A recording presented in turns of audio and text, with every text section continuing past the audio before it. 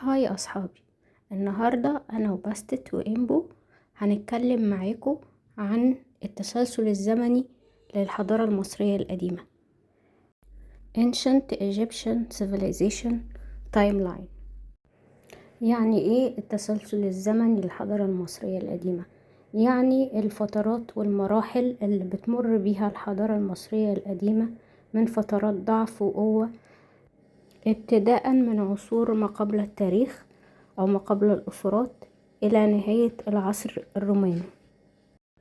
أول حاجة عندنا عصور ما قبل التاريخ أو ما قبل الأسرات، ودي صعب ان احنا نحدد بدأت من امتى، لكن احنا بنقول ان هي من قبل 3100 قبل الميلاد أو 3200 قبل الميلاد. ليه احنا بنقول ان هي عصور ما قبل التاريخ؟ لأن هي ما قبل الكتابة، يعني التاريخ ابتدى يتسجل بالكتابة، ودي احنا بنسميها ثقافات مش حضارة. ليه؟ لان الانسان كان لسه بدائي، كانت بوادر للحضارة. ما نقدرش نسميها حضارة بالظبط لان الحضارة بدأت بالكتابة. ودي زي ايه عندنا في مصر؟ يعني زي ثقافة البداري، زي ثقافة النقادة. والعصور دي طبعا احنا مازال عندنا منها آثار لحد النهاردة. طب ليه برضو بنسميها عصور ما قبل الأسرات أو بري دايناستيك إيرز؟ لأن عصور الأسرات بتبدأ من أول توحيد الملك مينا نعرمر لوجه إبلي ووجه بحري، مصر العليا والسفلى زي ما احنا عارفين. من أول توحيد القطرين على إيد طبعا الملك مينا نعرمر بيبدأ عصر الأسرات، وبتبدأ معاه الحضارة المصرية القديمة اللي احنا عارفينها بشكلها الحالي. عصر الأسرات. طيب يعني ايه أصلا أسرة؟ يعني ايه دايناستي؟ يعني مجموعة ملوك بينتموا لنفس العيلة أو لهم بلاد لاين واحد، هما يعني الملك ده ابن الملك ده ابن الملك ده، أو إنهم بينتموا لأصل واحد او مكان واحد. يعني مش شرط يكونوا من نفس الاسرة، بس ممكن يكونوا من نفس الاوريجين. ده معنى كلمة داينستي. طيب احنا بنبدأ عصر الاسرات بالمملكة القديمة الاولد كينجدم. طيب المملكة القديمة بتتقسم لإيه؟ بتتقسم لإيرلي دايناستيك بيريود والأولد كينجدم. الإيرلي دايناستيك بيريود اللي هي الأسرة الأولى والتانية بتبدأ من أول الملك مينا وتوحيد القطرين طبعا زي ما احنا قلنا. ده أول ملك يأسس الأسرات، الملك مينا نعرمر، وبيأسس العاصمة لمصر الموحدة في أبيدس، وبتفضل هي العاصمة في الأسرة الأولى والتانية. المرحلة التانية في الأولد كينجدم اللي هو عصر بناة الأهرامات، من الأسرة الثالثة للأسرة السادسة. وطبعا بيبتدي بالأسرة الثالثة اللي فيها الملك جسر اللي هو بنى الكومبلكس بتاعه اللي فيه الهرم المدرج. بعد كده الأسرة الرابعة اللي بتبتدي بالملك سنفرو اللي هو أبو الملك خوفو، وده عصر بقى اللي هو الأهرامات اللي بشكلها اللي احنا عارفينه، الشكل الهرمي اللي احنا عارفينه. الملك سنفرو بيبتدي ان هو يطور شكل الهرم، بيعمل 3 محاولات لحد ما بنوصل لشكل الهرم المعروف. وطبعا بعد كده بيبقى في ال3 أهرامات العظيمة اللي احنا عارفينهم طبعا، خوفو وخفرع ومنكورع. بعد كده بنتنقل لعصر الإضمحلال الأول، الفيرست انترميديت بيريد. وده عصر كان فيه ضعف، وكان فيه ثورة اجتماعية، وكان فيه مجاعة لأن حصل انحسار للفيضان في مصر. وحصل في العصر ده طبعا فوضى كبيرة. المقابر كلها، مقابر الملوك في الأهرام اتنهبت، المعابد اتكسرت واتنهبت. وفي كتابات كتيرة بتوصف العصر دوت. وده كان أسبابه أولا لأن سلطة الحكام المحليين للأقاليم زادت، وضعفت السلطة المركزية للملك. وانقسمت مصر تاني، بس المرة دي انقسمت ل3 عواصم. كان في عاصمة في الشمال وعاصمة في المنتصف وعاصمة في الجنوب. العاصمة اللي في الجنوب اللي هي كانت طيبة. وكانوا ال3 عواصم دول بيتنافسوا مع بعض وبيحاربوا بعض. وكان في صراع بين الأسرة العشرة والأسرة ال11. الأسرة العشرة اللي كان مركزها منتصف مصر، والأسرة ال11 اللي كان مركزها في طيبة في جنوب مصر. وانتصرت الأسرة ال11، وابتدينا عصر جديد اللي هو عصر الميدل كينجدم أو الدولة الوسطى. ورجعت تاني مصر موحدة تحت ملك واحد، ملك مصر العليا والسفلى. الدولة الوسطى أو الميدل كينجدم بتبدأ بالأسرة ال11، وزي ما قلنا دول من طيبة، وهم فرضوا سيطرتهم على مصر كلها، ورجعت تاني مصر موحدة. وطبعا لأن هم من طيبة الأقصر، فطبعا العاصمة كانت في طيبة. وكان أساميهم بتنتمي للإله بتاع طيبة اللي هو الإله مونتو. فهو كان أساميهم معظمهم كان أساميهم بتبتدي باسم الإله مونتو اللي هو إله الحرب اللي هو إله إقليم طيبة. والأسرة ال11 كانت لسه برضو الدولة ضعيفة، وكانت لسه بتحاول تقوم من العصر اللي قبلها وعصر الفوضى اللي سبقها. بعد كده بنبتدي عصر الأسرة ال12، وده كان العصر الذهبي للميدل كينجدم للدولة الوسطى. وده لأن ملوك الأسرة دي حاولوا إن هم يشوفوا حلول لأسباب الإضمحلال في العصر اللي قبلهم، زي مثلا انحصار الفيضان. فهم شافوا منخفض الفيوم وحاولوا يستغلوه في إن هم يعني يحوشوا المية النيل بتاعة الفيضان فيه. عشان كده عصرهم كان عصر ازدهار. وهم طبعا اللي عملوا اللي هي سواقي الفيوم العظيمة، بس طبعا السواقي دي مش موجودة دلوقتي، مش هم ال7 سواقي اللي هم موجودين في الفيوم حاليا. وبطبيعة الحال كانت العاصمة بتاعتهم في الفيوم. وكان عصرهم عصر ازدهار، وخصوصا في عصر الملك أمنمحات الثالث والملك سنوسرت الثالث. وبتنتهي الأسرة ال12 والميدل كينجدم كلها الملكة سوبك نفرو، ويبتدي عصر الإضمحلال التاني. عصر الإضمحلال التاني Second Intermediate Period. والأول مرة مصر بيحكمها أجانب. هما مين؟ الهكسوس. والهكسوس النطق اليوناني لكلمة حكاخسوت. يعني ايه حكاخسوت؟ يعني حكام البلاد الأجنبية. ازاي حصل ان مصر يحكمها أجانب؟ طبعا ده ما حصلش باحتلال عسكري.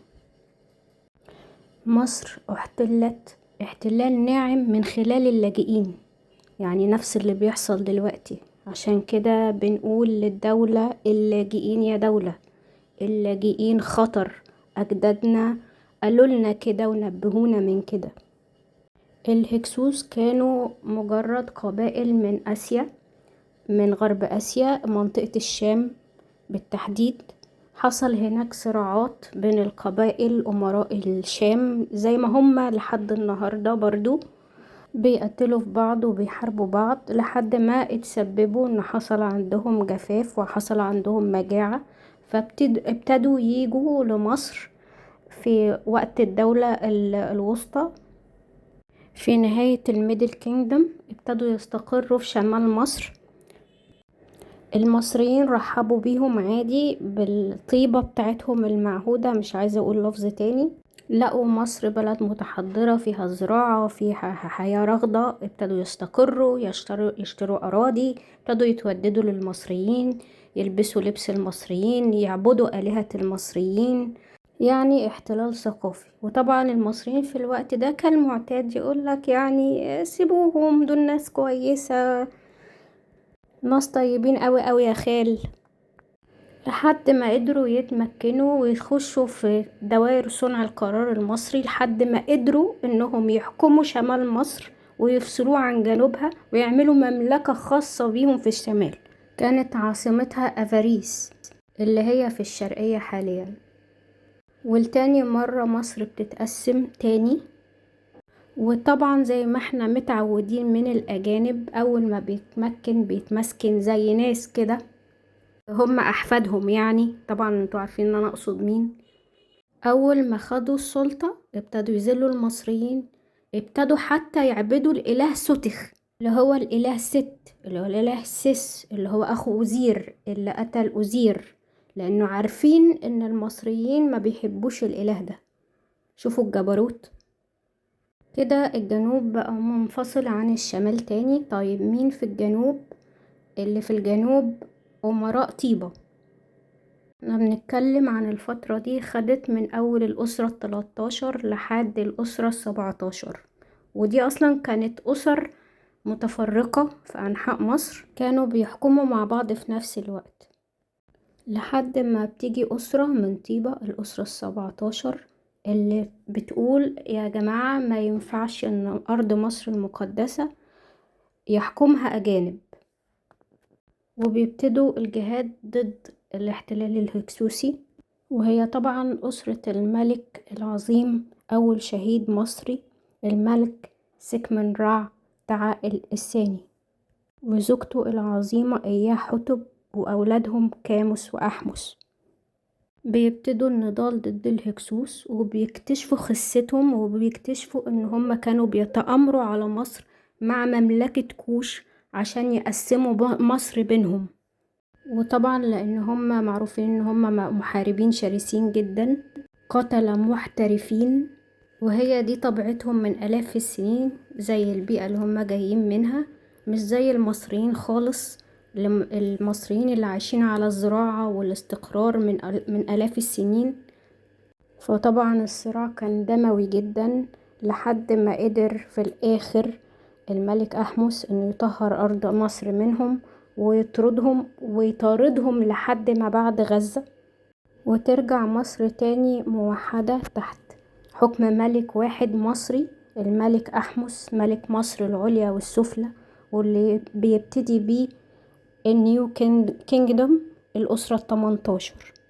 الملك أحمس بيبتدي تأسيس دولة جديدة خالص، عصر جديد خالص من تاريخ مصر وأزهى عصور مصر، عصر الدولة الحديثة، نيو كينجدوم، عصر الإمبراطورية المصرية اللي فيه الملوك العظام من أول الأسرة 18 لحد الأسرة 20، الملك أحمس، الملك أمنحتب الثالث، الملك إخناتون، الملك توت عنخ آمون، أعظم ملوك مصر والعالم الملكة العظيمة حتشبسوت، والإمبراطور المصري تحتمس الثالث، والأسرة 19 الرعامسة، الملك سيتي الأول، وأعظم ملوك الأرض الملك رمسيس الثاني. وبيمتد عصر الرعامسة لحد الأسرة 20، لحد ما بينتهي في الأسرة 20 بضعف جديد، عصر الإضمحلال الثالث، الثيرد intermediate period، من الأسرة 21 لحد الأسرة 25. وده برضو بسبب الضعف السلطة المركزية للملوك، لأن الملوك في أواخر الدولة الحديثة ابتدوا يغلطوا غلطة عمرهم ان هم يتجوزوا كتير من أجنبيات، فطبعا أولاد الأجنبيات ملهمش الحق في الحكم، فابتدوا أمهاتهم الأجنبيات يتآمروا على الملوك ويقتلوهم ويعملوا مؤامرات لقتلهم، وده تسبب طبعا في ضعف الدولة عموما. فابتدت قبائل ليبية تخش مصر وتستقر فيها وتاخد الجنسية، زي برضو ناس كده حبايبنا دلوقتي.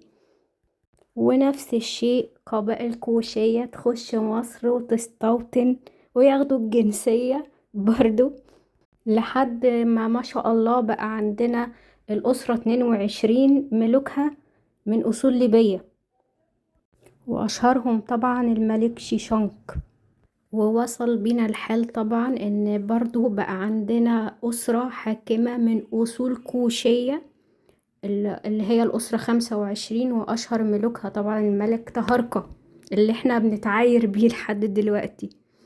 ناس حبايبنا كده احنا عارفينهم طالعين لنا في المقدر جديد، واخدين الأسرة 25 دي مسمار جحا، وعمالين يقولوا لك يعني لغوا كل اللي قبلها، آلاف السنين اللي قبلها، وهي الأسرة 25 دي احنا حكمنا مصر، احنا أصحاب الهدارة.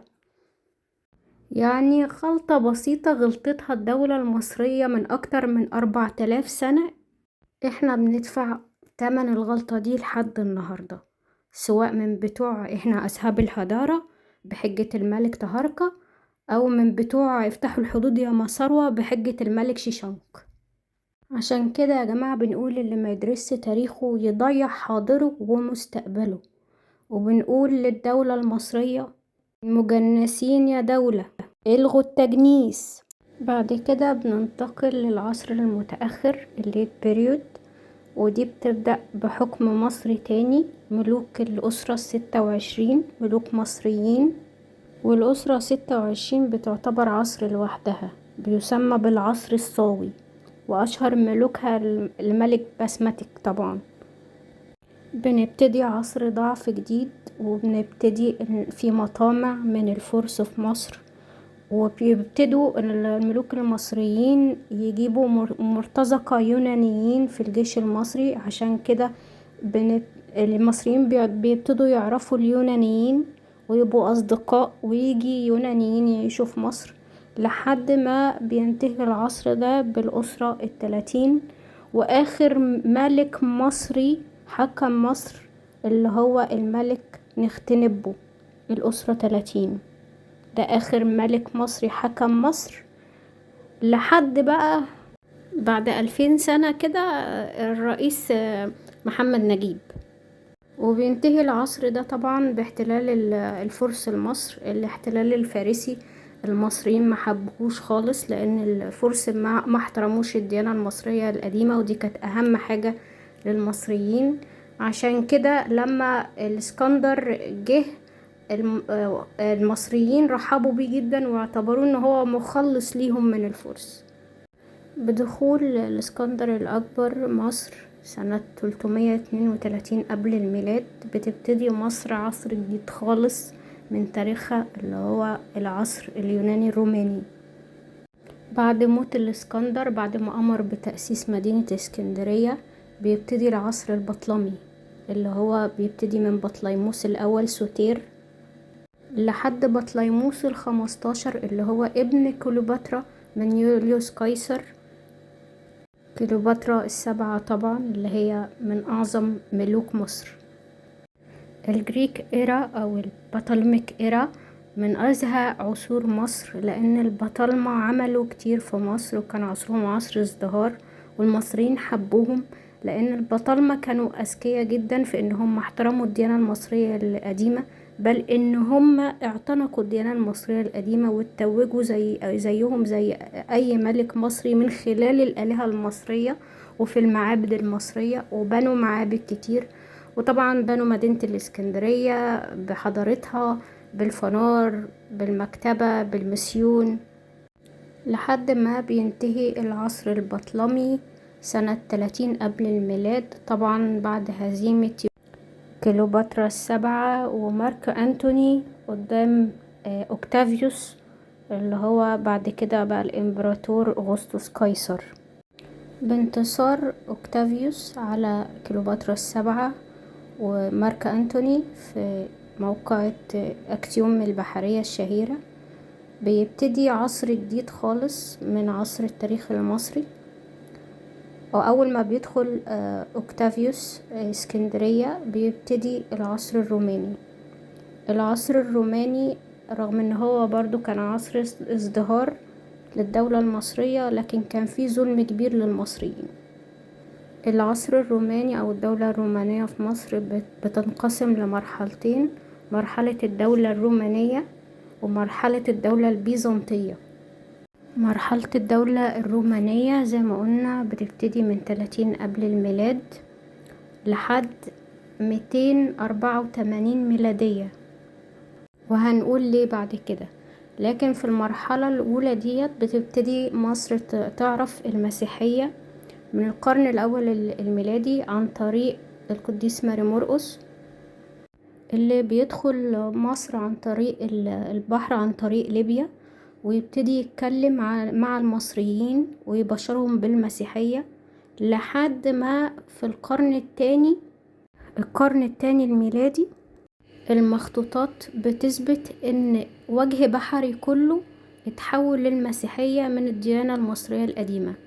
بعد كده بنروح للعصر البيزنطي من سنة 284 ميلادية، ودي السنة اللي تولى فيها الامبراطور دقلديانوس الحكم.